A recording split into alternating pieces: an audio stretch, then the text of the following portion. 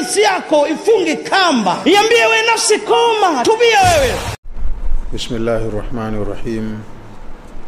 Hal ataka hadithul ghashiya wujuhun yawma idhin khashi'a amilatun nasiba tasla naran hamiya tusqa min 'aynin aniya laysa lahum ta'amun illa min dhari' la yusmin wa la yughni min ju'. Tulifikia katika hiyo aya ya 7 kwenye darasa yetu iliyopita. Allah anasema hal ataka hadithul ghashiya, imekufikia hadithi ya msiba utakaogubika kila kitu. Wujuhun yawma idhin khashi'a, kuna nyuso siku hiyo zitakuwa dhalili.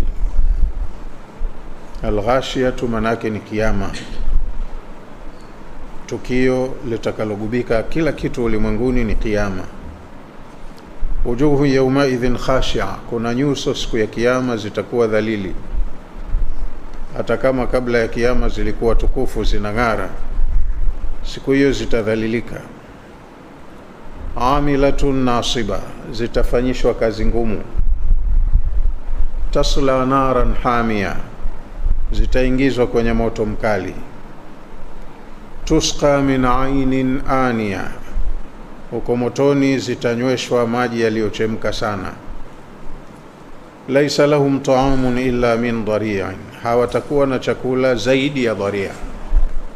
Chakula chao maisha yote ni cha aina moja, hakibadilishwi, ni dharia.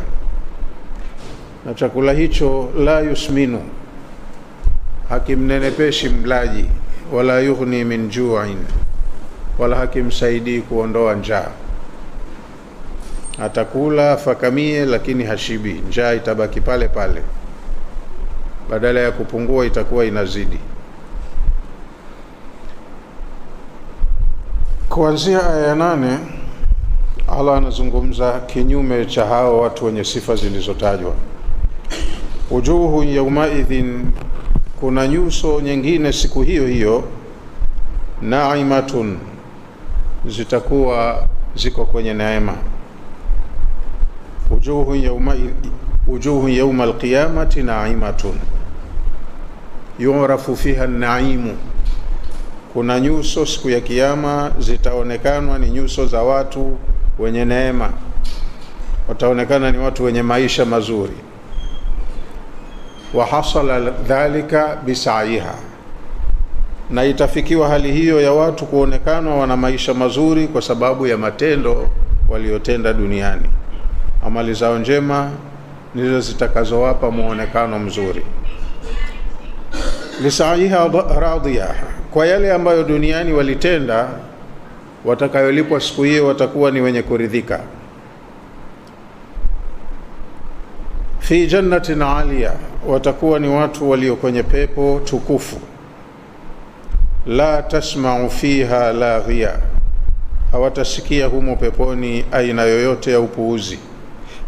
Fiha 'ainun jariya, huko peponi kuna mito ambayo maji yake au vimiminika vyake vinatiririka. Fiha sururun marfu'a, kwenye pepo hiyo kuna viti vilivyonyanyuliwa vikubwa virefu. Wa akwabu mawdu'a, na kuna gilasi zilizojazwa vinywaji. Wa namariqu masfufa, kuna na makochi ya kukalia yaliyopangwa kwa safu.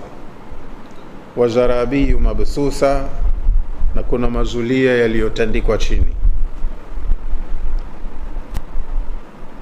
Ni mifano ya vitu ambavyo duniani tunavielewa. Ukitajiwa kochi unajua, kitanda unajua, zulia unafahamu, hapo ulipo umekalia juu ya zulia sasa hivi. Kwa hiyo kama kuna mtu anajua thamani ya maisha na makaazi mazuri, Allah kazungumzia mifano ya makaazi mazuri atakayowaweka watu waliofanikiwa. Nyumba ya fahari, ina furniture za thamani, vyakula vya kutosha, wake wazuri, kuna kila kitu ambacho kinamfanya mtu awe na maisha ya fahari na utulivu. Bismillahirrahmanirrahim. Tunaanza kusoma aya hizi kwa kutanguliza jina la Allah, mwingi wa rehema, mwenye kurehemu. Kuanzia aya ya 8 ya sura yetu hii, Suratul Ghashiyah, Allah anasema wujuhun yawmaidhin na'ima.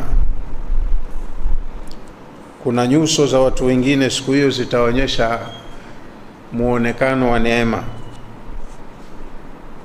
Ai, maana yake wujuhul mu'minina yawmal qiyama, nyuso za waumini watenda mema siku ya kiyama, na'imatun, zitakuwa zinaonyesha alama ya mtu aliye kwenye maisha ya neema. Zimetajwa nyuso lakini wanakusudiwa watu, lakini kwenye uso ndipo panapomtambulisha huyu mtu yuko katika hali gani. Watu wanaita uso ni mapokezi. Unamjua mtu akiwa ana furaha kabla hajakwambia, ukimwangalia usoni, na unamjua akiwa kachukia tu ukimwangalia usoni. Unamjua akiwa ana maumivu ukimwangalia usoni. Unamjua akiwa ni mbabaishaji muongo kwenye anayokuambia, ukimwangalia tu usoni, huyo anadanganya. Kwa hiyo uso umetajwa kwa kuakisi hali ya huyu mwenye uso itakavyokuwa siku hiyo. Kwa hiyo kuna nyuso siku ya kiyama, baada ya watu kutoka makaburini tukakusanywa kwenye uwanja mmoja, zitakuwa zinajieleza zenyewe. Huyu jamaa ana shida, huyu yuko kwenye maisha mazuri, huyu ana maisha, huyu ana dhiki. Wujuhul mu'minina yawmal qiyama, siku za nyuso za waumini siku ya kiyama, na'imatun, zitakuwa ni nyuso zinazoakisi neema. Dhatu bahajatin wa husnin, zitakuwa zina memetuka, zina ng'ara na zimejawa na uzuri. Wa ishraqin, zina ng'ara. Wa nadara, na zina muonekano mzuri. Ka kaulihi ta'ala, maneno haya ni kama maneno yake mengine Allah mtukufu alivyosema, ta'arifu fi wujuhihim nadratan na'imi, kwenye suratul Mutaffifin.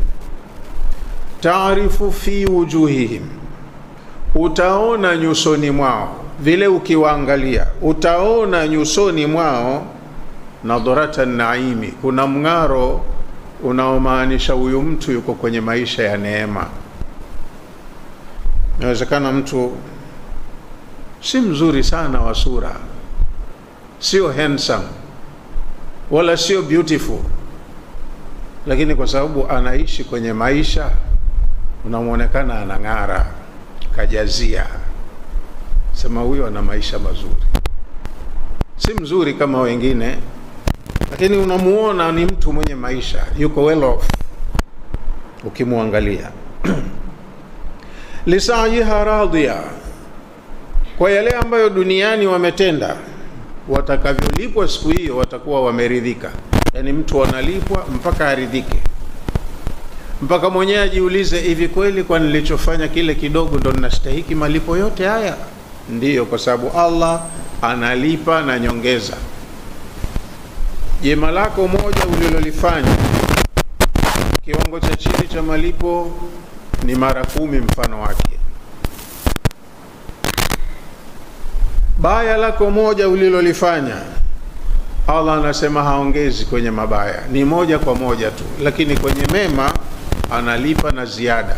Lilladhina ahsanul husna wa ziyada, waliotenda mema duniani watalipwa kwa mujibu wa mema yao na ziada, wanaongezewa.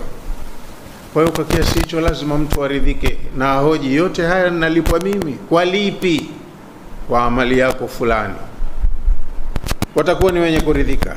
Lisaiha, kwa amali zao walizofanya duniani, kile watakachokuja kukuta kama ni malipo ya amali zao, radhiyatun, watu wenye nyuso hizi wataonyesha kuridhika, wataridhika wanavyolipwa.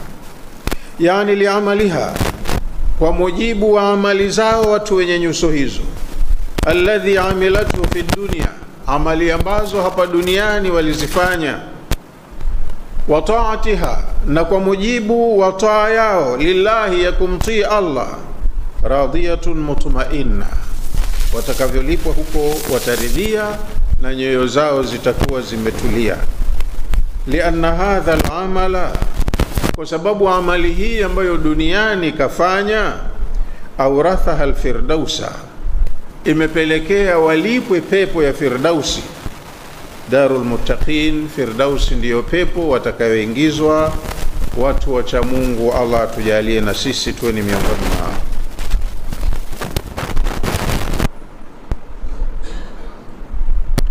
Fi jannatin aliyatin, watu hawa wenye nyuso zinazong'ara watakuwa wameingizwa peponi, wamekadiriwa, wamepasishwa kuwa ni watu wanaostahili kuingia peponi. Wataingizwa kwenye pepo tukufu, pepo za daraja ya juu. Fi jannatin aliyatin, pepo ni kubwa na ina daraja tofauti tofauti. Imesifiwa pepo ina milango 8, yani main gates, mageti makubwa ya kuingilia 8. Kila geti wanapita watu wenye sifa maalum kwa mujibu wa hadhi zao. Na moto umesifiwa una mageti 7. Kila geti wanapita watu wenye sifa maalum. Ila kote kote peponi na motoni kutakuwa kuna watu wana free ticket ya kupita geti lolote lile. Motoni kuna watu watapita geti lolote katika mageti 7. Na peponi kuna watu wanapita geti lolote katika mageti 8. Mradi kila mmoja motoni ana nafasi yake keshatengewa, na kila mmoja peponi ana nafasi yake keshatengewa. Lakini unaonaje kama wewe daraja lako la 3rd class, lakini angalau katika kuingia umepitishwa VIP? Si una enjoy kidogo?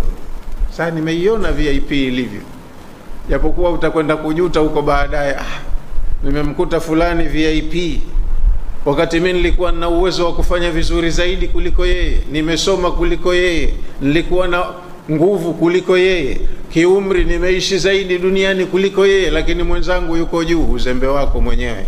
Ndio maana siku ya kiyama inaitwa yaumut taghabun. Kila mtu atajuta siku hiyo. Aliyefanya mema atajuta, kwa nini nisifanye vizuri zaidi na uwezo nilikuwa ninao? Na aliyeharibu atajuta, atajutia uharibifu wake. Na aliyekafiri pia atajuta, kwa nini nisiwe Muislamu? Rubama yawaddu alladhina kafaru law kanu muslimin, ni hakika wale waliokufuru hapa duniani watakuja kutamani siku ya kiyama lau na wao wangelisilimu. Kwa hiyo ni siku moja kila mtu atajuta.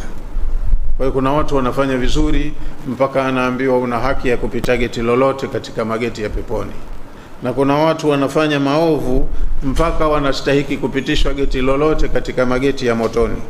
Popote pale pabaya zaidi yeye atapita, kwa sababu ndivyo alivyojitayarishia. Fi jannatin aliyatin, watu hawa wenye nyuso tukufu watakuwa ni watu wa peponi, wataishi kwenye pepo tukufu.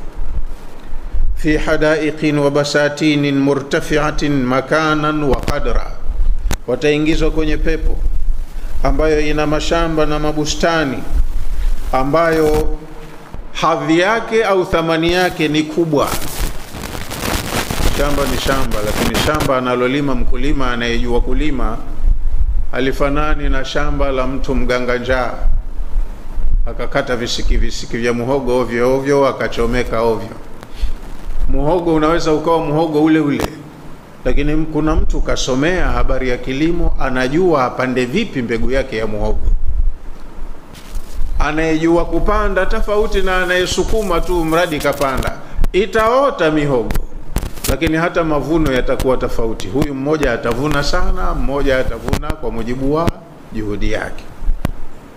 Kwa hiyo kuna mashamba peponi, ardhi kubwa yenye mashamba makubwa ambayo yana hadhi za hali ya juu. shamba hili unajua mkulima wake kaenda shule, kasomea kilimo au anawatumia wataalamu wa kilimo, na hili shamba jingine halimradi mtu tena anafanya kwa mazoea tu, lakini wala halikupandwa kistaarabu na miti yake iko dhaifu. Kwa hiyo peponi kuna mashamba ambayo kiwango cha ubora wake kiko juu sana, maana mwenyewe ni mjuzi wa kila kitu. Mambo ya huko unapewa shamba lakini huambiwi ushike jembe ulime, yote yanaenda tilqaiyan kwa kadari yake mwenyewe, alimul ghaibi wa shahada alladhi huwa ala kulli shay'in qadir. Allah mwenyewe ndo anafanya kila kitu. Huko huambiwi ulime, huambiwi nyumba zako zimepitwa na muda mpaka rangi. Maisha yanaenda kama yanavyoenda, wewe ni kutumia tu. Kazi ufanya hapa duniani, hizo amali ulizofahambiwa ufanya hapa ndo zinazotayarisha mambo yote ya huko. Huko hakuna kufanya kazi wala hakuna kuabudu, ni kutumia. Lakini unaenda kutumia kwa mujibu wa kazi hii ambayo hapa unaambiwa ufanye. Kwa hiyo watalipa mpaka waridhike, na wanalipa mashamba yenye thamani kubwa. Wahum fil ghurufati aminun, na watakuwa maisha yao wanaishi kwenye maghorofa, majumba mazuri ya kifahari, na wanaishi humo kwa amani kabisa. Kuna maeneo ya mitaa kwenye majengo ambayo wataishi, na kuna maeneo ya mashambani, ardhi kubwa ambayo kina kila aina ya miti ya matunda, maua tu ya kupendeza macho na kila kitu. La tasma'u fiha laghiyatu, watu wa peponi huko wakishaingia hawatasikiapo mambo yoyote ya upuuzi. Usikii fulani ananichukulia mke wangu, usikii fulani kaniharibia shamba yangu, fulani ananisengenya nimepata taarifa. Haya mambo ya ujinga yote yanaishia hapa. Huko ni maisha mazuri yasiyokuwa na maudhi hata kidogo. La tasma'u fiha laghiyatun, hutosikiapo huko peponi aina yoyote ya upuuzi. La tasma'u fil jannati shatman, hutoweza kusikia peponi maneno ya shutuma, fulani anamshutumu au anamtuhumu fulani kwa jambo fulani. Vitu kama hivi hamna. Au sabban, au hutosikiapo peponi mambo ya matusi, fulani kamtukana fulani. Hata una wake wengi, lakini yale mambo ya wivu ulopitiliza ya kufanyiana maudhi hakuna kwa wanawake peponi. Wanawake wako wote watakupenda na wewe unawapenda. Hamna mambo ya aina yote ya upuuzi. La tasma'u fiha laghiya, bimaana la tasma'u fil jannati shatman au sabban au fahshan. Peponi hutosikiapo shutuma wala matusi wala matendo machafu, watu hawafanyiani peponi. Qala ibn Abbas, amesema habrul umma Abdullah ibn Abbas, la tasma'u adha wala batilan. Peponi hutosikiapo hata siku moja mambo ya maudhi au vitendo vya batili vilivyokuwa nje ya murwa wa kibinadamu. Hakuna mambo hayo peponi. Huko ndo kuna maisha yenye maana ya maisha. Hapa unaweza ukaishi pamoja na pesa zako, ukauza nyumba, ukasema mtaa unifai, sina jirani, pahala pabaya, ukakimbia.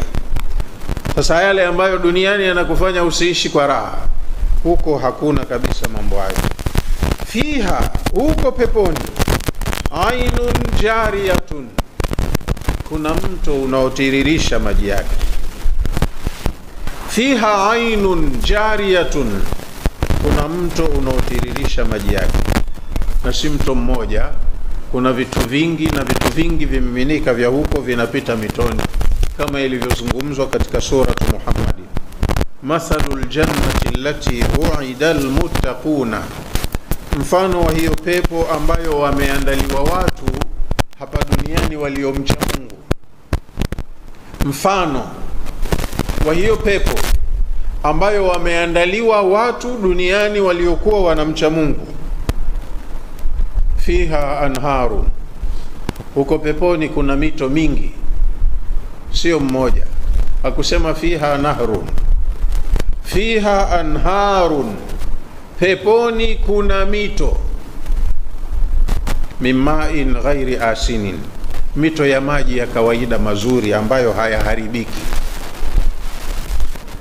Huwezi kusikia mito maji yake yamekuwa yameingia viluilui au yanakoya au yanamwani au yamevunda, yameingia tope. Maji fresh safi kwa matumizi ya binadamu wakati wote wa mwaka ni mazuri kwa matumizi. Wa anharun, na pia peponi kuna mito, min labanin lam yataghayyar ta'amuhu, mito ya maziwa, sio mto, mito ya maziwa, kwa sababu maziwa yako ya aina nyingi, ya quality tofauti. Mwenyewe unajichagulia, ninataka haya sasa hivi. Yanapita mtoni, huendi kukamua ng'ombe wala ngamia wala mbuzi. Maziwa ya aina mbalimbali yanatiririka mtoni, lakini mito hiyo maziwa yake labanun lam yataghayyar ta'amuhu, maziwa ambayo ladha yake haiharibiki, hayageuki mtindi, hutoyasikia yamechachuka makali kidogo. Ni maziwa fresh na siku zote fresh, yanapita tu kwenye mto, na kwa kiasi ya matumizi yako ni kwenda kuchota kidogo ukatumia unavyotaka kuyatumia. Wa anharun, na peponi pia kuna mito, min khamrin ladhatin lisharibin, mito ya aina mbalimbali za divai, pombe ambazo zina ladha nzuri kwa mnywaji. Hata hapa duniani kuna variety ya aina za pombe, na huko zipo variety za aina za pombe zinapita mitoni. Lakini pombe ya huko Allah ameisifia, bayda ladhatin lisharibin, rangi yake ni nyeupe na ladha yake ni nzuri kwa mnywaji. Pombe za hapa almost zile kali, ukila lazima ukunje uso na roho ikirekete kidogo. Umeweka pilipili kidogo, nyama ya kuchoma asusa, ukishakereketwa na koo ushushie na vitu vingine vikali, halafu sauti inaharibika, mwendo unapotoka hutembei sawa sawa. Athari za pombe za duniani. Vinywaji vya huko vyote vinamrefresh mwenye kunywa, akili inachangamka, mwili unakuwa unajiseti ipasavyo. Wakati wowote peponi wewe uko smart. Kadiri unavyotumia vyakula vya huko, vinywaji vya huko, ndo unauweka mwili sawa sawa kwenye idara zake zote, mishipa, mifupa, tissues, nyama, nini, kila kitu kinakaa mahala pake. Kwa hiyo kaisifia ina kazi muhimu ya kurutubisha sehemu muhimu za mwili wa binadamu, anakuwa mchangamfu na akili yake inakuwa charged kila wakati. Wa anharun, na pia peponi kuna mito, min asalin musaffa, ya asali safi. Hapo kataja vitu vinne: maji, maziwa, pombe na asali. Lakini kuna aya tofauti kwenye sura tofauti kazungumzia aina mbalimbali za juisi zilizochanganywa na hichi na hichi, kafur, zanjabil na hivi na hivi. Vyote ni vinywaji na vinapatikanwa kwenye mito tu. Hapa sisi huwa tunatengeneza mfumo wa bomba ndani ya nyumba, maji, bomba za gesi siku hizi, bomba za nini. Allah yeye hakupitisha bomba kwamba unafungua koki, kapitisha mito. Na kuna wafanyakazi wao hawawi watu wazima, ni vijana wa kiume, wao ni wahudumu tu, chochote unachotaka wao wanakuhudumia, wanakuletea. Maisha yanaenda vizuri. Kwa hiyo huu ndo wasifu, mfano wa maisha watakayoishi watu wa peponi. Fiha ainun jariyatun, kuna kila aina ya mto unaotiririka kwenye maeneo ya pepo. Kwa hiyo kama kuna mashamba, kuna mito ya maji inayohitajika kurutubisha ardhi huko mashambani. Haya mambo ya vinywaji yatakuwa ni mambo ya huduma za kibinadamu zinapita mitaani, kwenye majengo yako, kwenye mitaa, mnamo majumba yako unayoishi na wake zako, ndio mnapita mito kama hii kwa ajili ya huduma za wakati wowote zinapohitajika. Ai, maana yake fiha, katika hiyo pepo, ainun, kuna kila aina ya mto, tajri bilma'i salsabil, unatiririsha maji fresh, yanatiririka mtoni, na maji hayo la tanqati'u abadan, hutosikiapo mto fulani umekauka, siku zote vinapita vitu. Qala Zamakhshari, amesema mwanawachuoni Zamakhshari, at-tanwinu fi ainun au ainin, tanwini iliyowekwa hapo kwenye aini haina maana ya kumaanisha singular. Anasema tanwinun fi ainin, tanwini iliyoko kwenye ainin, litakthiri, maana yake ni kuonyesha wingi. Tumezoea neno likiwa na nakira au maarifa huwa liko kwenye singular, ni moja. Hapa halimaanishi umoja, linamaanisha vingi, kama ulisema ni variety ya vitu ambavyo ni vimiminika, vinapita kwenye maeneo anayoishi mtu, na anapewa, anamilikishwa ardhi ya kutosha kubwa, hili lote bwana mkubwa eneo lako. Kwa hiyo kuna mito ya aina mbalimbali inatiririka kwenye maeneo anayoishi mtu. Kwa hiyo tanwinun fi ainin litakthiri, tanwini iliyowekwa hapo kwenye ain, hii maana yake inamaanisha wingi. Ai, inakusudiwa uyunun kathiratun, kunapitishwa kwenye maeneo aliyomilikishwa mtu mito mingi mno, tajri miyahuha, vimiminika vyake vinatiririka kwenye mito hiyo. Kwa hiyo hizo juisi, maji, maziwa, pombe, asali na vinginevyo vinapita kwenye mito. Fiha, katika pepo hiyo, sururun marfua, asirra, kuna viti.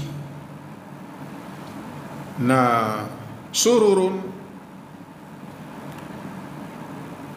inamaanisha ni kiti ambacho ni multi purpose.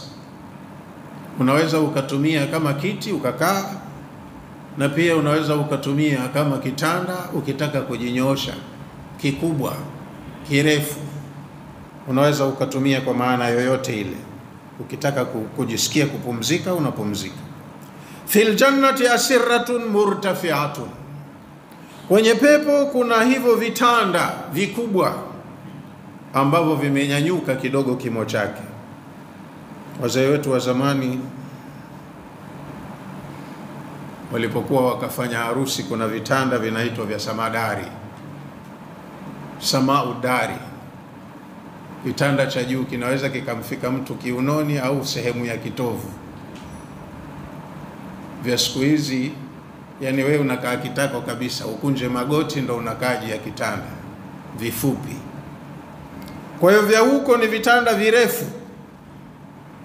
Mukallalatun bizabarjadi wal yaqut, alafu si kitanda kwa mujarradi kuwa ni kitanda tu, kitanda chenyewe kimenakishiwa kwa vito vya thamani.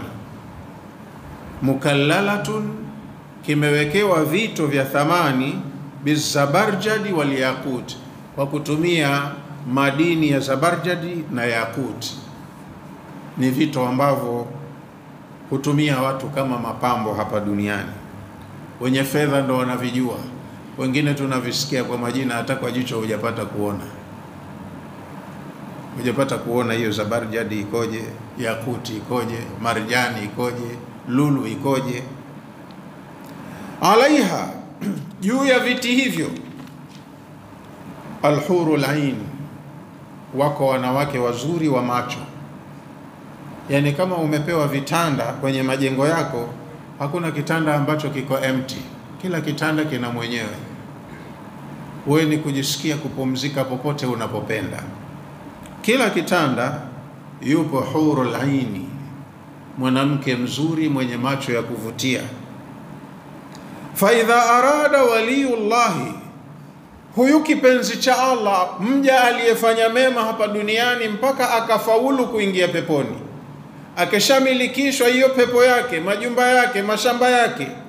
Idha arada waliyullahi, atakapotaka huyu kipenzi cha Allah, an yajlisa, kukaa kwenye hicho kitanda. Idha arada waliyullahi, atakapotaka wali wa Allah, an yajlisa ala tilka sururi, kukaa kwenye vitanda hivyo, alaliyati, ambavyo ni vya juu vimenyanyuka, tawadhaat lahu, aliyopo juu ya kitanda mwanamke husika atakuwa anamnyenyekea kumkaribisha. Karibu mume wangu, pole kwa usumbufu na machofu ya duniani, sasa hivi ni wakati wa kupumzika.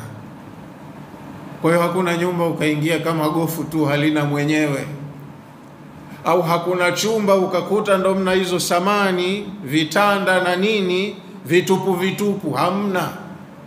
Facility zote zimekamilika na ziko tayari kwa matumizi kwa ajili ya mwenyewe mtu wa peponi. Yote hayo yameandaliwa peponi. Wa akwabu maudhua, pia katika vitu vilivyoko peponi kuna akwabu maudhua. Akwabun ni plural ya neno kubun. Kubun ni moja, akwabun ni wingi wake. Kubun ni kifaa cha kutumia kinywaji, labda kwa Kiswahili tuite kopo.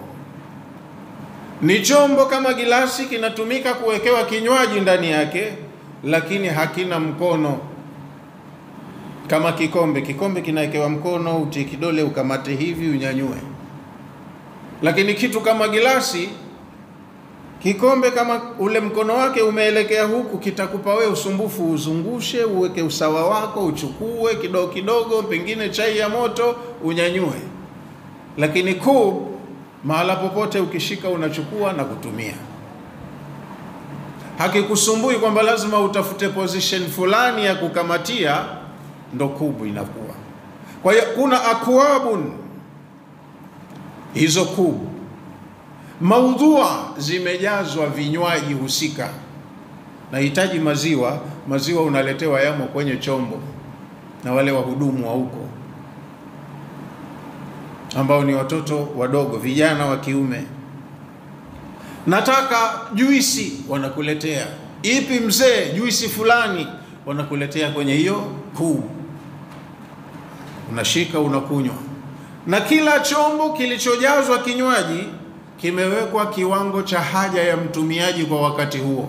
Yani ukipiga hiyo moja, useme niongeze tena.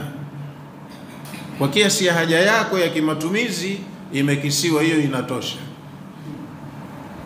Na huko kwa sababu ni kwa hala kwa maisha yasiyokuwa na mwisho. Vyakula vingi ulivyoandaliwa, vinywaji vingi ulivyoandaliwa, wewe mwenyewe tu ushindwe. Lakini sasa hivi umetamani hichi, baada ya muda sio mrefu una order chengine, baada ya muda sio mrefu unatamani chengine. Mzunguko wa vitu vyote ulivyomilikishwa kwenda ukawa mrefu. Na si kwamba unakula au unakunywa kwa sababu ya njaa au kiu, hapana. Ni hamu tu. Kwa sababu kule ni mahala ambapo hakuna njaa, vyakula vya kutosha vipo. Ila kuna kutamani, natamani hichi, natamani hichi. Hapa duniani kuna masala ya magonjwa na uzee. Kadiri ukienda umri unazeeka. Akhera kuna maisha hayana mwisho. Sasa uzee wa kazi gani? Kila unavyotumia vyakula vya kule au vinywaji vya kule, unaboresha mwili wako na unazidi kuwa mzuri zaidi kuliko jana. Kama hapa unachakaa, unazeeka, kule kila siku unakuwa mzuri zaidi. Kwa hiyo thamani ya vyakula na vinywaji anavyotumia mtu vinatumika kwa 100%. Kwa maana hiyo unakula sana, unakunywa sana, lakini hakuna kwenda haja ndogo wala kubwa, kwa sababu chochote utakachokula 100% kinatumika mwilini kujenga mwili. Kama kuna wastage, basi itakuwa inatoka kwa njia ya pumzi unazopumua, au jasho kidogo, na jasho lenyewe sio la kukera, la kunuka. Jasho linanukia kuliko miski. Ndio maana tumeambiwa hapo juu, la tasma'u fiha laghiya, atakayeingia peponi hatosikiapo jambo lolote la kipuuzi. Na kuna aya nyingine tumeambiwa maisha ya peponi ni kwamba hamna maudhi ya aina yoyote. Hakuna jambo ambalo mtu litamuudhi, litamkera. Siku zote anakuwa yuko kwenye furaha, mchangamfu, afya njema, na anakuwa anaongezeka uzuri wake na ubora wake wa umbo. Wa akwabu mawdu'a, maana yake wa aqdahun mawdu'atun ala hafati al-uyuni. Aqdahun ni jamu ya neno qadah. Qadah kwa Kiswahili tunaita bilauli, ni kama ile gilasi ya bati au ya aluminium, ndio huitwa qadah. Ni tafsiri ya hiyo akwabu, ni vyombo vya aina kama hiyo, hutiwa kimiminika, havina mkono wa kushikia. Vyombo hivi mawdu'atun ala hafati al-uyuni, vimewekwa katika sehemu zake maalum humu kwenye kingo za hiyo mito inayotiririka. Kwenye kingo, pembezoni ya hiyo mito, upande huu na huu, kuna hivyo vyombo vya matumizi. Vyombo hivi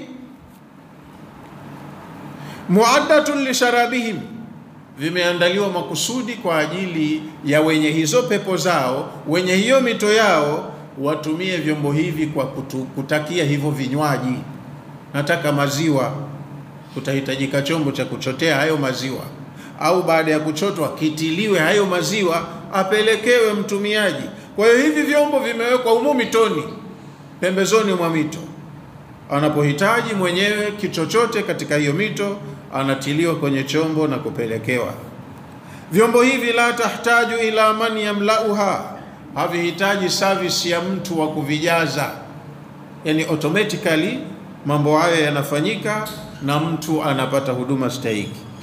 Wana mariqu masfufa, pia katika pepo kuna namariqu masfufa.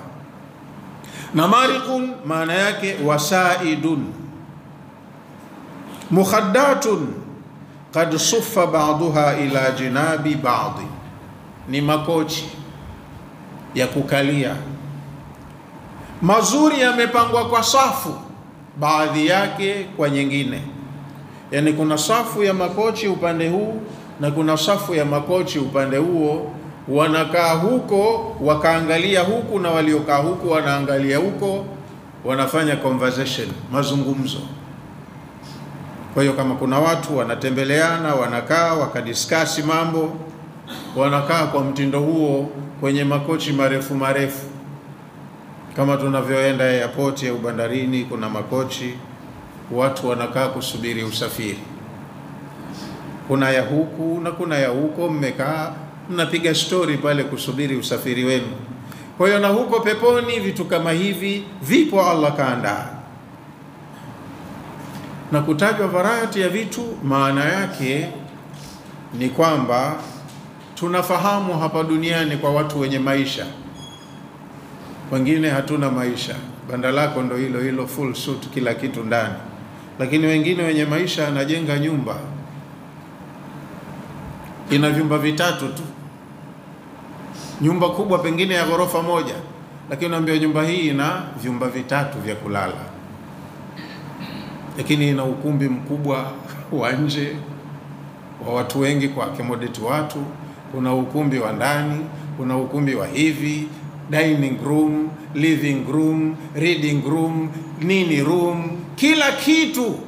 Na kila sehemu ya nyumba kwa watu wenye maisha ina aina zake za furniture.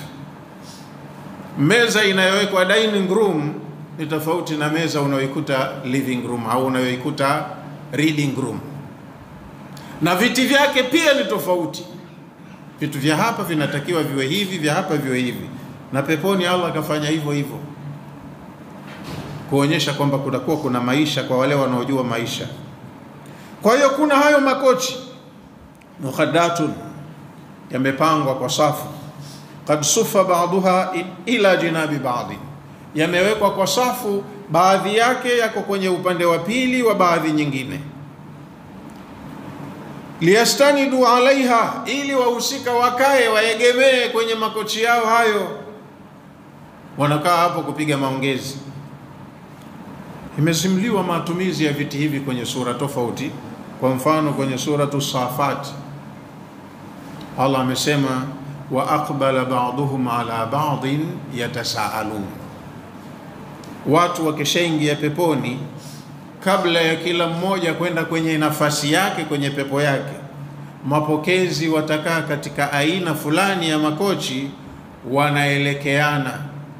Aqbala ba'duhum ala ba'din, wataelekeana, baadhi yao wanawaelekea wengine kwa mtindo walivyowekwa hivyo viti, na wao ndo wanakaa hivyo hivyo.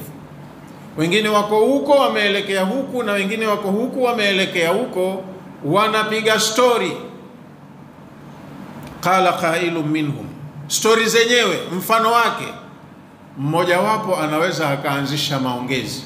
Qala qailun minhum, mmoja katika hao watu anaweza akaanza kusema inni kana li qarinun, yani ndo yupo hapo keshengi ya peponi, kakaa kwenye makochi na kuna na wenzake wanaojuana. Anasema mimi duniani nilikuwa na rafiki yangu wa karibu.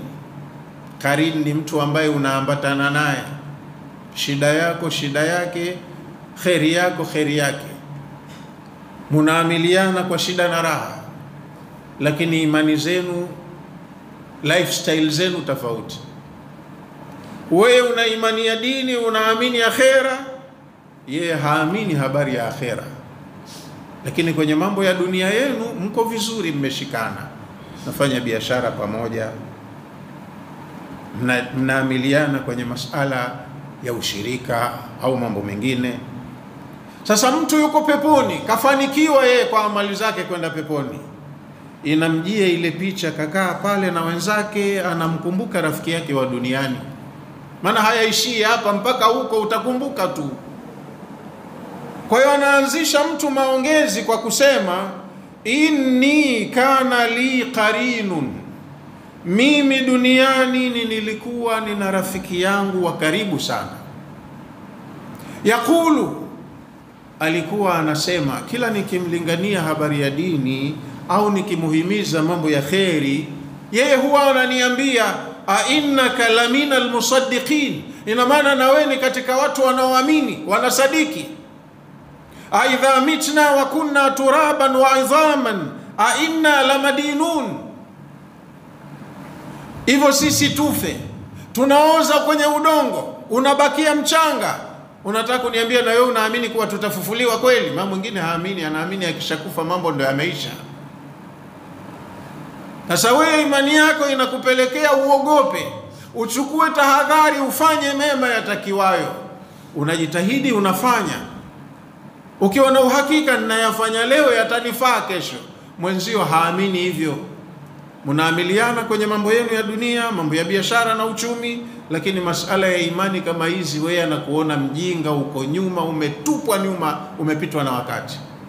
Kiasi anakuuliza, na wewe ni katika watu wanaoamini kuwa kuna maisha baada ya haya? Yani mtu ufe, unazikwa kwenye udongo, uoze, halafu unaambia utafufuliwa, unarudi vipi? Vipi utarudi baada ya kuoza? Sasa mtu anayakumbuka hayo akhera, yuko peponi, lakini peponi huwa haachwi mtu abaki na dukuduku, awe anafikiria jambo kama haliwezekanwi vile. Mtu anayesema maneno ya kufikiria dunia yake, Allah atataka amkinaishe. Qala, kwa hiyo Allah mwenyewe atasema hal antum muttali'un, huyo mtu mimi namfahamu, je munataka mumuone? Qala Allahu, Allah atasema kuambia hawa watu wanaoshauku ya kutamani jambo, kutaka kujua taarifa za mtu ambaye duniani nilipokuwa nikamwambia ajitayarishe na mambo haya, alikuwa ananibishia, ananambia na wewe unaamini kuwa kuna maisha baada ya kufa, baada ya kuzikwa kaburini ushaoza, unaamini utarudi? Ukiyakumbuka hayo, Allah na yeye atakuuliza hal antum muttali'un, je, mnataka huyo mtu wenyewe mumuone? Fatala, huyu aliyekumbuka hilo na wenzake anaozungumza nao wataonyeshwa. Yani kutakuwa na live communication peponi. Mtu mwenzako unayemfikiri yuko motoni, lakini Allah anakuleteeni pale mlipokaa. Mtu wenyewe ndo huyu. Fatala, kwa hiyo yule mtu aliyekuwa anamfikiria mwenzake ataangalia, faraahu fi sawa'il jahim, atamuona huyo mtu mwenyewe anayemfikiria yuko katikati ya moto wa jahim. Kwa hiyo kuna mawasiliano ya moja kwa moja kati ya watu wa peponi na watu wa motoni. Watakuwa wanaonana, wanaongea, wanaulizana, wanaombana, lakini hakuna msaada. Aliyeko motoni anaweza akaomba msosi, maana wana wenzake chakua kidogo, hataomba kidogo chakula au maji au juisi, lakini hawezi kupata msaada. Fatala, ataangalia, faraahu fi sawa'il jahim, atamuona huyo anayemfikiria yuko katikati ya moto wa jahim. Mtu wenyewe unayemtaja ndo yule pale. Na huyu aliyoko peponi ataongea naye yule ndugu yake aliyoko motoni. Tallahi, qala tallahi laqad kitta la turdini, ninakuapia ndugu yangu huko uliko pole, lakini ulikuwa unakaribia kidogo na mimi uniritadishe. Maana wakati mwingine mtu kafir, dhalim, muuaji, anafanya biashara mbaya, unamuona maisha yake mazuri, hana shida ya duniani, anachotaka anafanya.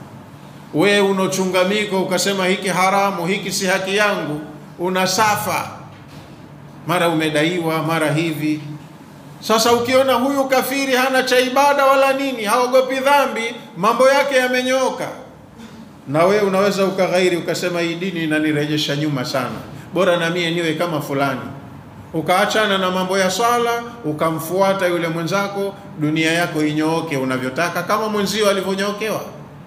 Sasa akhera utakumbuka, sala nilijikaza kwa kumuogopa Mungu, ndo maana nimepata matokeo haya. Lakini we ndugu yangu uko uliko, tallahi laqad kitta la turdini, bado kidogo tu na mie uniritadishe. Wakati mwingine zinakuja fikra na mie niachane na swala, niutumie huu wakati kwa mambo yangu kama fulani. Falaula ni'matu rabbi, kama si neema ya Mola wangu akanithibitisha moyo wangu katika imani, nikadumu katika taa mpaka mauti yakanikuta kwenye kheri, kama sikuthibitishwa moyo wangu, la kuntu minal muhtarin, na mimi ningelikuwa katika waliohudhurishwa huko. Maana ningekuiga we na mimi ndo ningekuwa pamoja na wewe huko, lakini nilistahamili, nikabaki kumwogopa Mungu, nikafuata taratibu, nikachukua vya haki yangu, vya visivyo kwa haki yangu nikawacha. Alhamdulillah, nimesalimika, ndo niko huko. Afama nahnu bimayitin, kwani rafiki yangu si unajua si huku hatufi tena, illa mautatana alula, kama nikufa nikufa kule kule kwa kuondokea duniani. Ndugu yangu, huku hakuna mauti tena. Kwa hiyo wewe kama uko kwenye dhiki, ni dhiki ya kuendelea hiyo, na huku tulioko kwenye neema ni neema za kuendelea. Hatufi tena, ila mauti yale ya kwanza tu ya kuondoka duniani kujia huku. Huku ni maisha ya milele, hayana mwisho. Maongezi kama hayo yanafanyika wakati watu wamekaa kwenye viti wanaangaliana.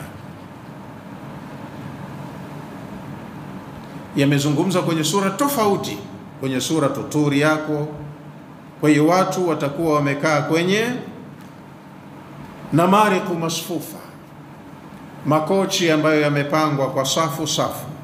Fiha, katika hiyo pepo, tanafusun, kuna makochi, fakhiratun, ya kifahari. Kama yangekuwa ya hapa yangeuzwa bei mbaya, mnyonge hanunui hayo. Khamalun raqiqun mabsutatun fi anha'il janna, yana kava nzuri ya thamani juu yake. Hicho kitambaa cha kukalia yamewekwa sehemu mbalimbali za mapokezi kule peponi. Thumma dhakara taala, halafu baada ya kutaja neema za pepo zinazoakisi maisha ya fahari, Allah mtukufu ametaja ad-dalaila wal barahina, dalili na hoja. Aya zinazofuata Allah ametaja dalili na amejenga hoja. Ad-dallati ala qudratihi wa wahdaniyatihi, dalili hizi na hoja anazoweka zinakuwa kwetu sisi ni kuthibitisha uwezo alionao Allah na kuthibitisha kwamba Allah ni mmoja aliye peke yake, kwenye mambo yake hashirikiani na yoyote. Faqala, akasema Allah subhanahu wa ta'ala, afala yanzuruna ila al-ibili kaifa khuliqat, hawa wanaopinga pinga kila kitu, makafiri, hawamuangalii ngamia. Afala yanzuruna ila al-ibili, hawamuangalii mnyama huyu ngamia, kaifa khuliqat, wakajiuliza kaumbwaje. Yani mtu anajifanya yeye mtaalamu, anajua, mpaka akathubutu kumsuta Allah kwenye anayoyasema, anamkatalia, anasema haya hayawezekani. Allah akasema nitakufisheni alafu nitakufufueni nikulipeni. Binadamu anasema hilo haliwezekani, mtu akishakufa akaoza kamwe hawezi kupatikanwa tena. Sasa unamsutaje Allah aliyekuumba wewe kutokana na manii yenye seli moja? Hiyo mbegu anayoumbiwa kiumbe mpya, kama ni binadamu kama ni mnyama, sio kubwa. Sperm moja ni kitu kidogo mno, kwa jicho la kawaida huwezi kuiona. Hiyo ndio inakuwa mbegu, anaumbiwa mtu, alafu atakuwa mbabe huyo, atakuwa rais, atakuwa jenerali wa jeshi, atakuwa msomi sana, atakuwa hivi. Katoka kwenye sababu dhaifu mpaka akawa hivyo alivyo. Halafu yule aliyemtoa huko mpaka akamuweka hivyo anamsuta, anaambia mambo mengine, anasema muongo, hawezi kuyafanya. Hili hata halifikirii kwamba mimi nilitokana na sababu dhaifu, mpaka sasa nimekamilika, ni mtu mwenye maarifa yangu, na mali zangu, nina elimu yangu, lakini nimepita katika hatua za udhaifu nyingi mno. Hakumbuki. Anajikumbuka pale alipofika sasa ni mtu mzima na mambo yake mwenyewe na maamuzi yake. Sasa Allah anajenga hoja za kuonyesha haya anayosema atayafanya, ana uwezo nayo, msimbishie. Na anaweka na dalili ya kuthibitisha uwezekano wa hayo upo. Afala yanzuruna ila al-ibili, wanabisha nini watu? Hawamuangalii mnyama huyu ngamia, kaifa khuliqat, waangalie nini kwa ngamia? Waangalie kaifia ya kuumbwa kwake. Huyu mnyama kaumbwaje? Mbona ana maajabu? Na siku zote unapotaka kujua uwezo wa mfanyaji jambo lolote lile, angalia alichokifanya. Wewe unaweza hata ukaisifu simu yako tu, lakini wallahi simu yako kaitengeneza binadamu kama wewe. Mbona wewe huwezi kuitengeneza? Unamsifu aliyekutengenezea, wewe umenunua kwa pesa. Na kuna baadhi ya mambo yakienda ovyo, mwenyewe kuyaseti huwezi, umpelekee binadamu mwingine akurekebishie. Sasa aliyefanya ulimwengu huu na mambo mbalimbali mbinguni na ardhini, ana uwezo wa hali ya juu na taaluma kubwa. Wewe ni kama nani wa kumbishia analosema anaweza kulifanya? Muangalie ngamia tu alivyoumbwa. Sasa ukiangalia kilichoumbwa, yale unayoyaona katika maajabu yaliyomo ndani ya kiumbe, yatakupa wewe akili ya kufahamu uwezo wa muumbaji. Angalia mbingu ziko juu, au ardhi yetu ambayo sisi tuko juu yake ina maji, sehemu 70% ya ardhi ni maji, lakini ni tufe lilo katika umbo la mviringo na linaelea hewani tu. Ardhi iko hewani tu, na vitu vyote viko hewani tu, vinaelea. Hata hujiulizi ufundi gani umetumika kuviweka hivi vitu kwenye space. Havina hooks kwamba labda vinaning'inia, na kama vinaning'inia vimetundikwa na nini huko juu. Pia kuna utaalamu umetumika. wala hakuna nguzo ambazo vimewekwa hivi vitu juu yake, kwa hiyo vinategemea nguzo fulani. Kwa nini umbishie mwenye uwezo alofanya kila kitu, useme umtengenezee mipaka? Jambo fulani hawezi kulifanya. Afala yanzuruna ila al-ibili kaifa khuliqat, hawamuangalii mnyama huyu ngamia kaumbwaje?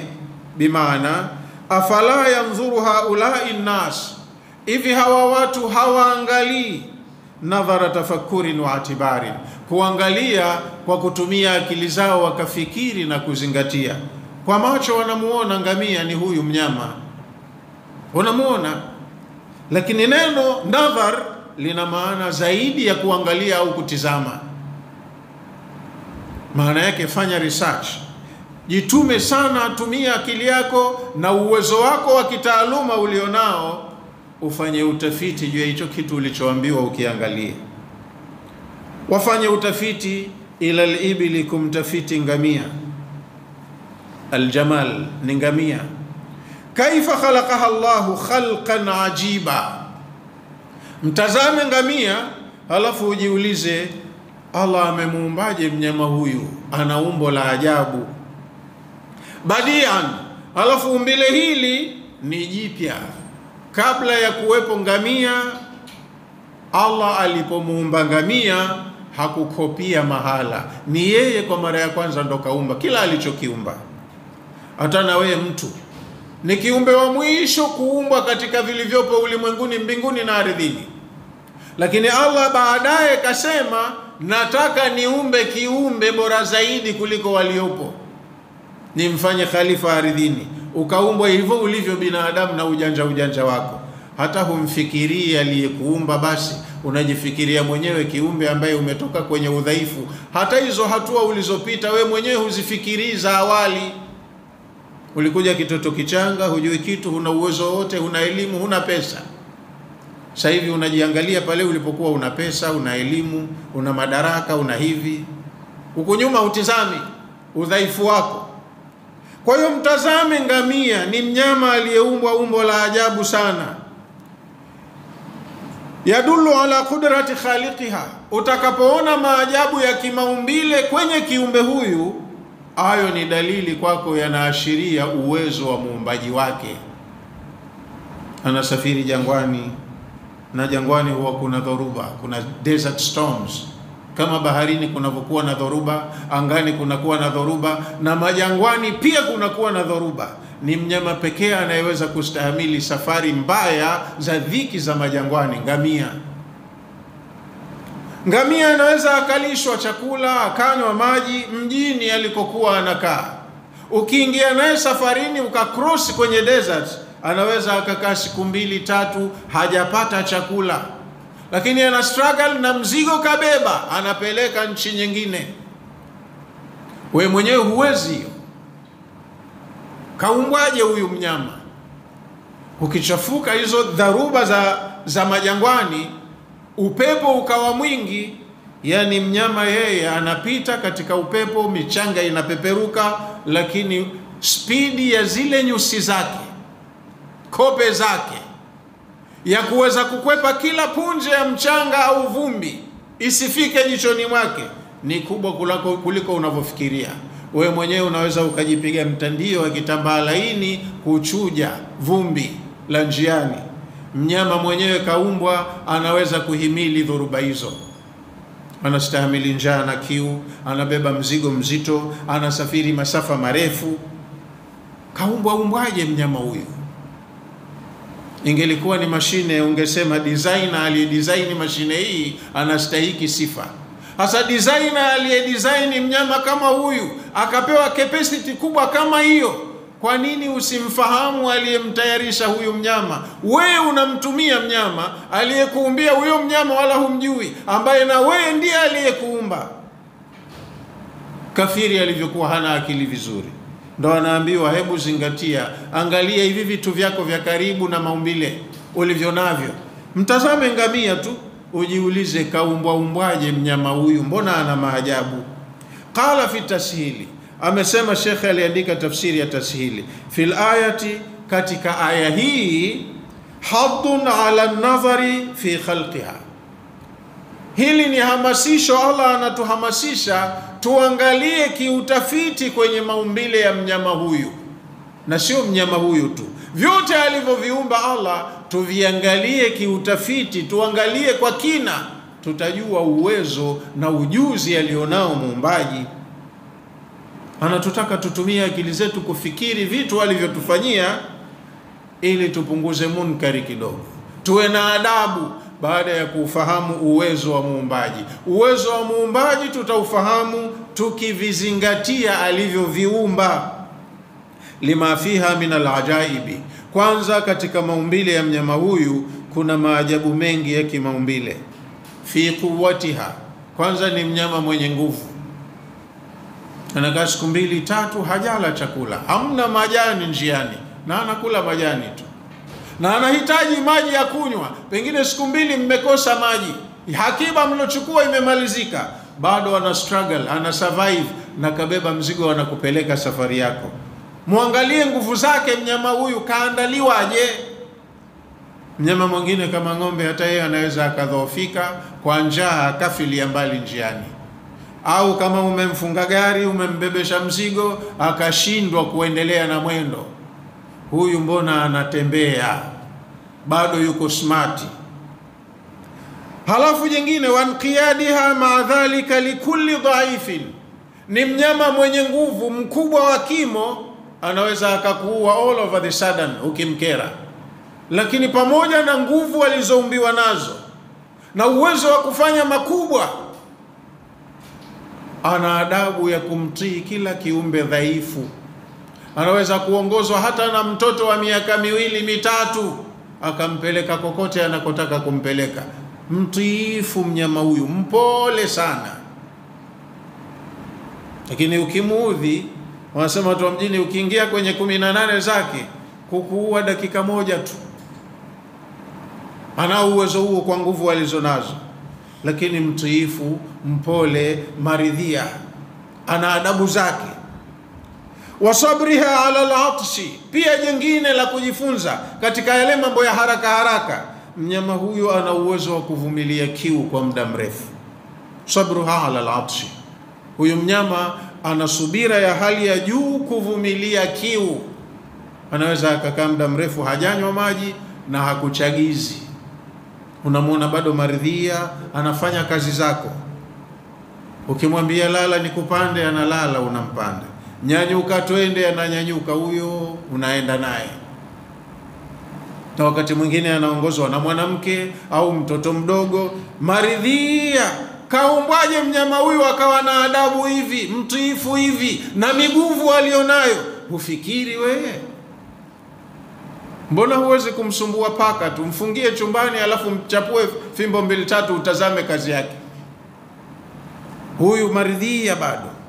Wa kathratil manafi'i allati fiha, jengine zingatieni mnyama huyu ana manufaa mengi nanyi. Ngozi yake mali, manyoya yake mali, mambo mengine mnapata kwake maziwa, mnachinja mkafanya kiteweo, na unaweza ukawapanga 100 hapo ukachinja mmoja mmoja, wala hawafanyi fujo, na wanaona mwenzangu yule keshaanguka. Hawaandamani wasema jamaa atatumaliza huyu, ngoja tufanyishie kidogo. Kaumbwaje mnyama huyu? Mina rukubi wal hamli alaiha, ana manufaa mengi mnyama huyu. Mnapandia mkaenda safari zenu, anawapeleka safari za mbali. Siku hizo hakukuwa na mashinari, hakuna treni, hakuna gari, hakuna chochote. Safari mnategemea wanyama. Mnyama huyu ndo anahimili safari ndefu na za kupita mahala hatarishi. Hamzingatii yote haya kwamba mmefanyiwa nyinyi. Halafu jingine, wa akli luhumiha, nyinyi mnatumia nyama yake kama chakula, mnachinja mnakula. Wa shurbi albaniha, na mnakunywa maziwa yake, ni chakula kwenu. Wa ghairi dhalika, na manufaa mengi yanayopatikana kwenye mnyama huyu. Hamzingatii haya mliofanyiwa na Mola wenu, mkauona uwezo wa Mola wenu kwenu. Yani hata ng'ombe tu ingelikuwa wana akili kidogo kama aliyopewa binadamu, mjini pasingekalika. Wangesema mmepita mle masokoni mwao binadamu, mnaona nyama za ndugu zetu zile, tukikaa hivi tutaisha. Ndugu zetu washaenda, alafu sisi tunafuatia, lazima tufanye kitu. Wangefanya kitu, pasingekalika mjini hapa. Yote haya hamfikiri kwamba yana mfanyaji kakufanyieni mambo haya, kama hamna akili vile. Kwa hiyo angalieni mnyama ngamia kaumbwaje, mtapata somo la kujua uwezo wa muumba wenu. Aliyemuumba ngamia ndiye aliyekuumbeni na nyinyi pia. Wa ila samai, waangalie na mbingu nayo, kaifa rufiat, imenyanyuliwaje ikawekwa juu, iko kwenye space, angani tu. Bighairi amadin tarawunaha, haina nguzo kama mnaona mbingu imeshikiliwa na nguzo moja iko Ulaya, moja iko Afrika, moja iko Amerika, moja iko wapi. Hakuna, iko kwenye space.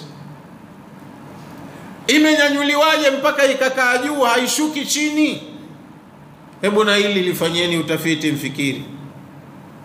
Aiwa ila samai albadiati almuhkamati, watu hebu na waitathmini, wafanye research kuhusu mbingu ambayo nayo ni mpya, ameiumba Allah, imeumbwa kwenye umbo la ajabu, tena imewekwa kwa hikma, iko juu na haianguki. Kaifa rafa Allahu binaaha, zingatieni Allah jengo la mbingu amelinyanyuaje akaliweka juu. Wa ala samkaha bila amadin wala duaimin, ameiweka juu mbingu kutoka kwenye ardhi yenu mulipo, bila ya nguzo wala vikuku vya kutundikia kwa juu upande wa pili. Ipo tu angani, imewekwa. Imekaa kaaje? Mahesabu gani kapiga mpaka akaweka hivi vitu hivi? Wa ila aljibali kaifa nusibat, jengine angalieni na milima imechomekwaje katika ardhi, imekitishwaje milima juu ya ardhi. Yani wa ila aljibali ashahiqati, izingatieni na milima mikubwa kwa umbo, kaifa nusibat ala alardi nasban thabitan, imethibitishwaje juu ya ardhi, ikathibitishwa uthibitishwaji uliothubutu. Rasikhan, imekaa imetulia, la yatazalzal, haitetemeki. Milima mikubwa, lakini unaiona kama imetulia, ipo juu ya ardhi, na ardhi haikutulia, iko kwenye motion, inatembea. Speed ya ardhi ni kubwa kuliko vyombo vyetu tunavyotengeneza vya usafiri hapa, lakini unaiona dunia kama imetulia. Wewe ukapanga matofali yako ukapandisha ghorofa tu juu, unaweka vitu juu ya chombo kinachotembea, mwenyewe unajisikia uko comfortable kabisa. Hamumfikiri aliyeyafanya yote haya? Bado hamjaufahamu uwezo wake. Jengine, wa ila al-ardi, watu hawaizingatii ardhi, hawafikiri kuhusu ardhi. Kaifa sutihat, imetandikwa tandikwaje? Na ardhi iko kwenye maji. 70% ya uso wa ardhi ni maji, 30% tu ndo ardhi ambayo sisi tunaishi. Na 1% kubwa ya maji haijairoanisha ardhi ambayo ni 1% ndogo, tukawa tunaishi kwenye tope na tukazama. Inabaki land kuwa land na sea inabaki kuwa sea. Hamjaona nguvu ya muumbaji jinsi alivyotengeneza mambo haya? Maji yanajaa yanakupwa, yanajaa yanakupwa, lakini hayajakithiri, ila alipotaka Allah mwenyewe mara moja tu wakati wa Nuh ndo aliyafungulia maji yakajaa yakaijaza ardhi yote. Na akitaka wakati wote anaweza kulirejesha zoezi hilo, lakini mpaka sasa unaona mambo yanaenda kwa kiasi. Mipaka ya bahari inabaki ni bahari na nchi kavu inabaki nchi kavu, maisha yanaendelea. Vitu vyote hivi nyinyi hamzingatii. Ardhi imetandikwaje ikabaki kuwa ni ardhi, wakati sehemu kubwa ya juu ya ardhi imekaliwa na maji? Hivi huu msikiti ungelikuwa ni udongo huu, au hata kama ndo umefanywa kwa matofali ya simenti, alafu yajazwe maji, angalau yaingie hii chini tu, ground floor ijae maji, yakae hapa kwa muda wa siku 40, fikiri jengo litabaki hili? Haliwezi kubaki jengo, litadondoka tu. Lakini kwa nini mnafanyiwa ihsani, mmewekewa vitu kwa kipimo, mnaenjoy maisha, halafu mnamdharau yule anayeyafanya haya mambo kukufanyieni? Kwa nini mna ignore uwezo wake? Angalieni hivyo vitu alivyovifanya, mtapata kujua uwezo wake ndani ya kazi alizozifanya. Jengine katika manne aliyoyataja hapa, la mwisho, wa ila al-ardi, iangalieni ardhi, allati, ardhi ambayo yaishuna alaiha, watu ndo wanaishi juu yake, au taishuna alaiha, nyinyi mnaishi juu yake. Iangalieni ardhi,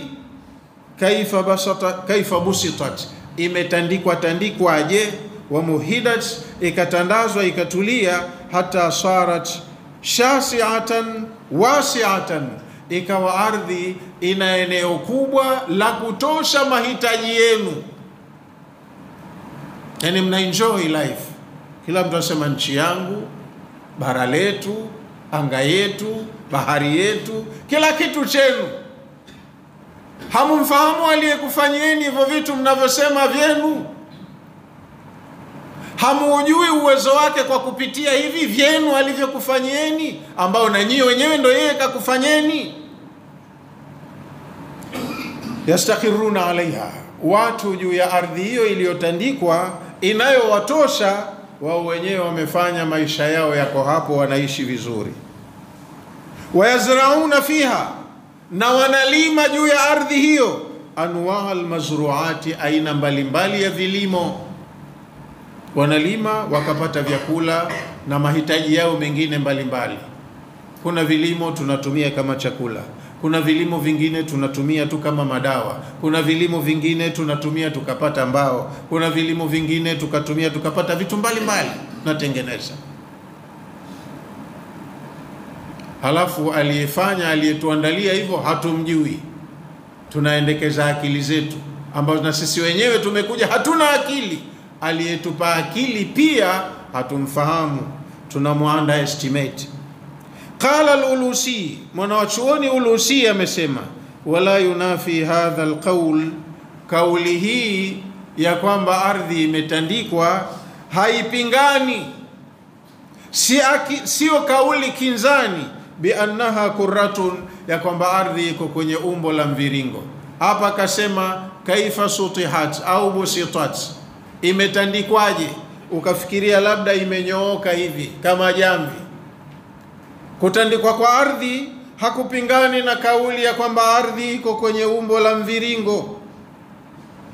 Kurratun au qaribatun min al-kurra, iko kwenye umbo la mviringo au inakaribia kuwa ni mviringo kamili.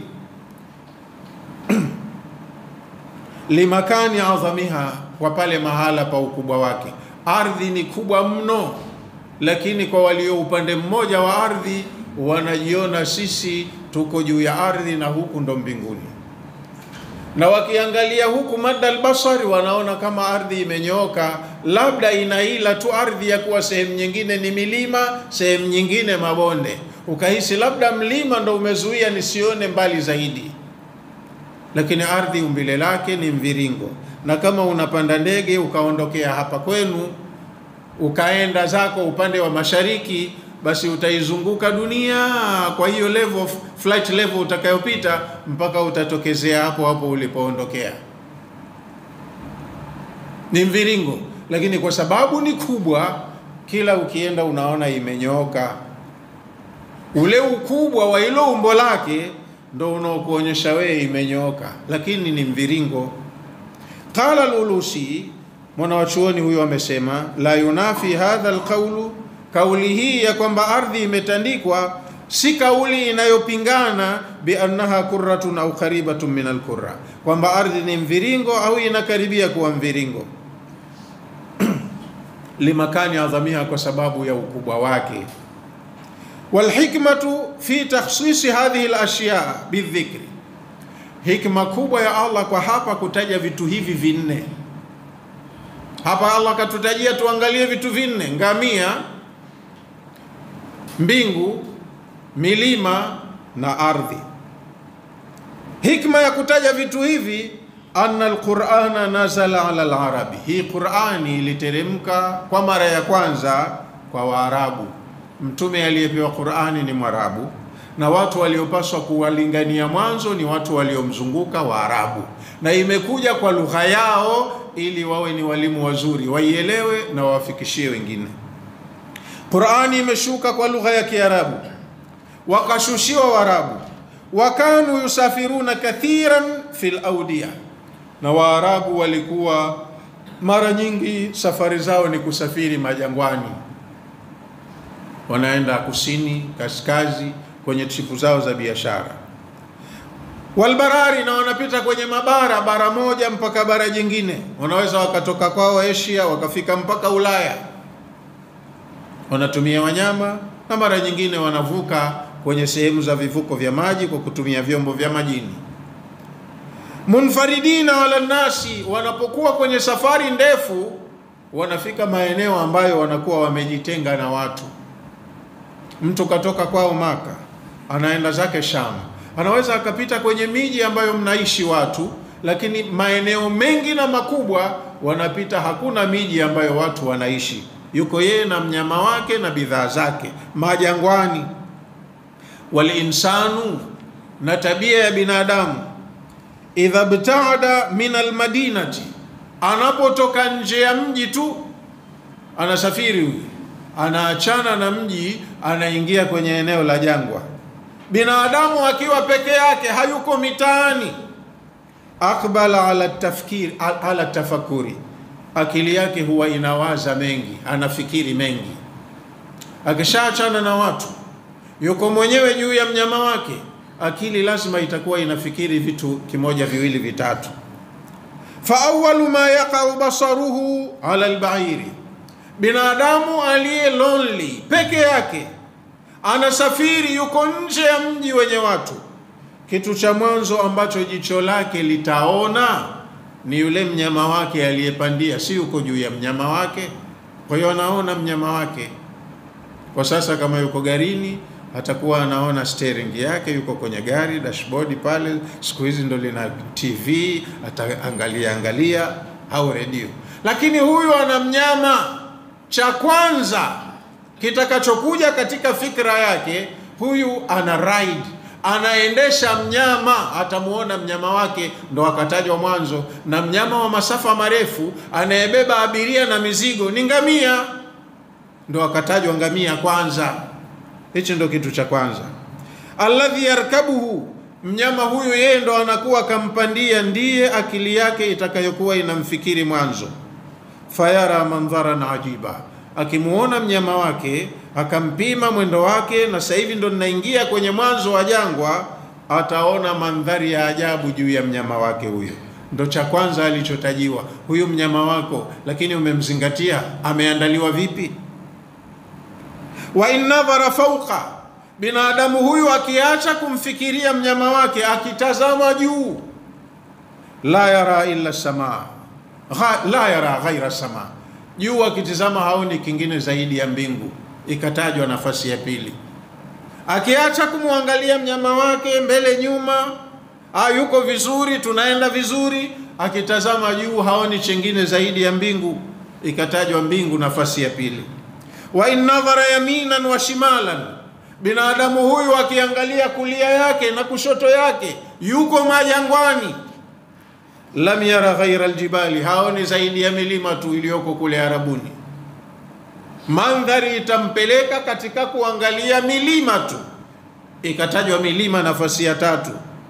Wa innadhara tahta, akiangalia chini ya mnyama wake, lam yara ghaira alardi, haoni chengine zaidi ya ardhi anayoikanyaga yeye na mnyama wake. Kwa hiyo ndo vikatajwa mnyama wake kwanza, mbingu nafasi ya pili, milima iliyomzunguka, na ardhi ambayo anaikanyaga chini. Hivi vinamtosha yeye kuzingatia anapokuwa mpweke peke yake, kavifanya nani? Na ujuzi kiasi gani umetumika kuvifanya vitu hivi? Binadamu huyu akivifikiri hivi hana akili ya kumjulisha uwezo wa aliyevifanya? Tuko pamoja? Lakini hiyo ndo hikma ya kutajwa hivyo vitu. Wewe unaishi kwenye neema, halafu unamsahau mneemeshaji, unajifanya wewe ndo mwerevu zaidi kuliko yeye, mpaka unathubutu kumpangia mambo, hili haliwezi, hili ndo analiweza. Wewe kama nani na ulikujaje hapa? Falidhalika dhakara hadhihi al-ashyaa, kwa sababu ya umuhimu wa vitu hivi kwa mtu aliyempweke, ndio maana Allah akavitaja vitu hivyo hapo. Qala Ibn Kathir amesema, nabaha taala, Allah mtukufu ametanabahisha albadwa, amewatanabahisha watu wanaoishi nje ya miji yenye ustaarabu, mabedui ambao ndo mara nyingi wanakuwa ni wasafiri na wanatumia wanyama.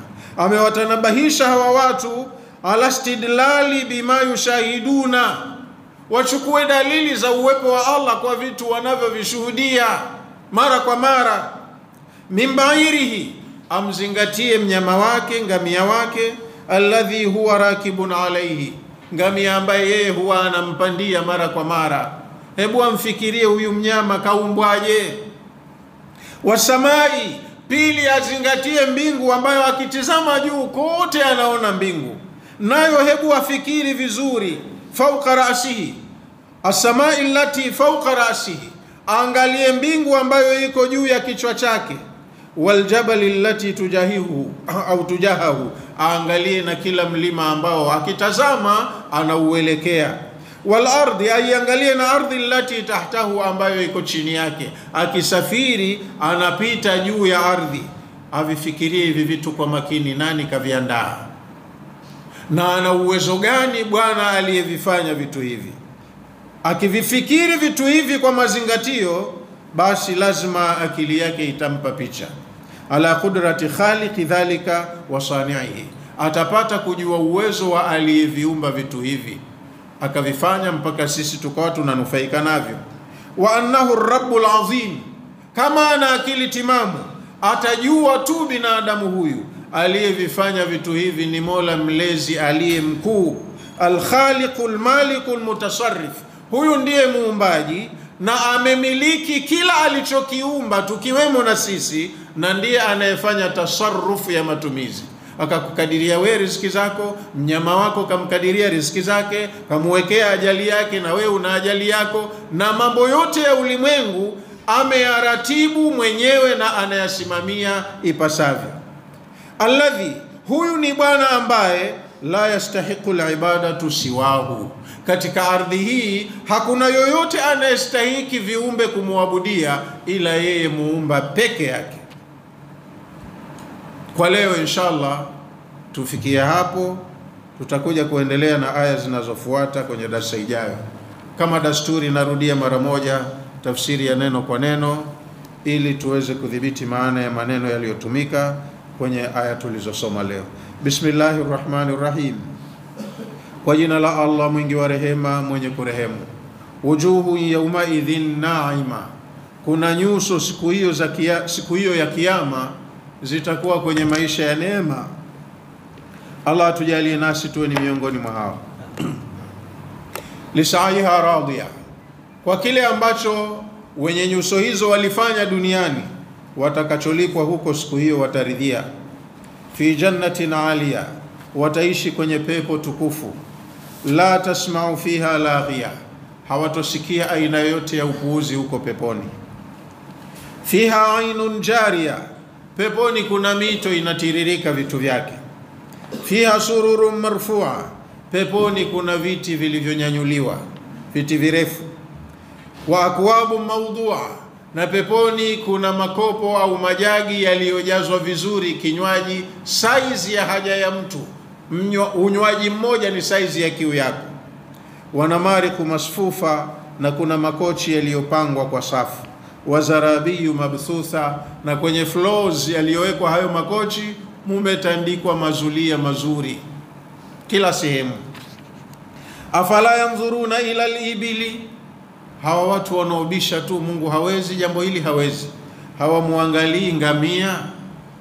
kaifa khuliqat, katika kuangalia yao wajiulize huyu mnyama kaumbwaje, mbona ana maajabu.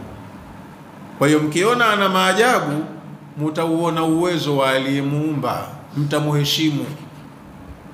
Wa ila samai, hawaiangalii na mbingu, kaifa rufiat, imenyanyuliwa vipi. Mkizingatia kwa mbingu kukaa juu, mtauona uwezo wa muumbaji, na kwa hiyo mtataadabu, mtamuheshimu. Wa ila aljibali, waiangalie na milima, kaifa nusibat, imesimikwaje juu ya ardhi. Ukiuona uwezo aliyeiandaa ardhi na akaiwekea milima, utamuheshimu kwa sababu utauona uwezo wake. Wa ila al-ardhi kaifa sutihat, na mwisho hawaiangalie ardhi imetandikwaje. Ukiuona uwezo wa aliyeitandika ardhi, ukiiona ardhi na maajabu ya kuumbwa kwake, utauona uwezo wa aliyeitandika ardhi. Kwa hiyo utapata kumheshimu.